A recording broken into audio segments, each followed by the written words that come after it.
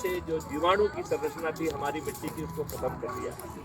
जो हमारा carbon content है, जो कभी 0.99 हुआ करता था, वो घट के 0.1 हो गया है।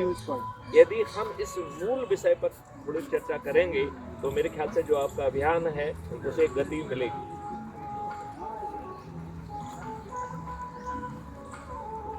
हम जो है अभी एक बड़ा आंदोलन किसानों का हुआ, जिसमें किसानों ने एक साधारण सी मांग रखी थी कि मुझे एक एमएसपी मिल जाए, क्योंकि चीज़ें इतनी महंगी हो गई हैं कि अब गुजारा नहीं हो रहा है और कोई भी बाढ़ कुछ भी आ जाता है, सूखा हो जाता है तो उनकी फसल चौपट हो जाती है।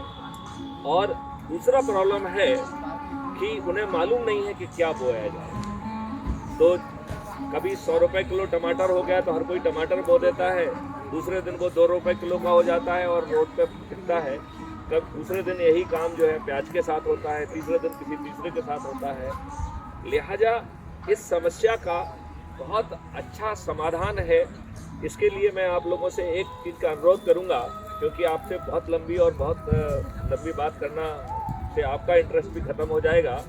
तो मैं आप लोगों से प्रार्थना करूंगा कि crime free Bharat YouTube channel है, इसमें 5600 वीडियोज हैं जो बता रहे हैं कि इस देश को हम कैसे निरोगी, दीर्घायु, समृद्ध बनाते हुए महापरिवर्तन को जमीन पर उतार सकते हैं।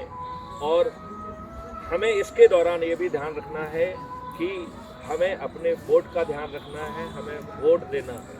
हमारा वोट इन पार्टियों के द्वारा चुने गए अपराधियों को, दुष्चरित्र लोगों को, महाबलियों को नहीं मिलना चाहिए। मैं आपको ये भी बताना चाहूँगा, आपकी जानकारी में होगा, अभी जो 2024 का सत्र जो समापन की ओर है, इस सत्र के 44% मेंबर ऑफ पार्लियामेंट आपराधिक रिकॉर्ड के हैं। इनमें से 29% जघन्य अपराध के अपराधी हैं, जिनमें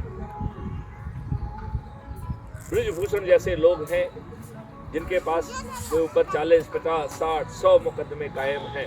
इसमें अतिक जैसे लोग हैं जिनको कभी सजा ही नहीं होती है, मतलब वो घेर के लोगों को ऊपर बम चलाते हैं, लोगों की हत्याएं करते हैं और इतने लंबे वर्षों के साथ वो जो है ना एमएलए भी रहते हैं, एमपी भी रहते हैं, उनका कुछ नहीं बिगड़ता है। हमें ये सोचना पड़ेगा कि हमारी पार्टी, क्या हम डेमोक्रेसी में रह रहे हैं? अभी हमने आपसे एक बात कही थी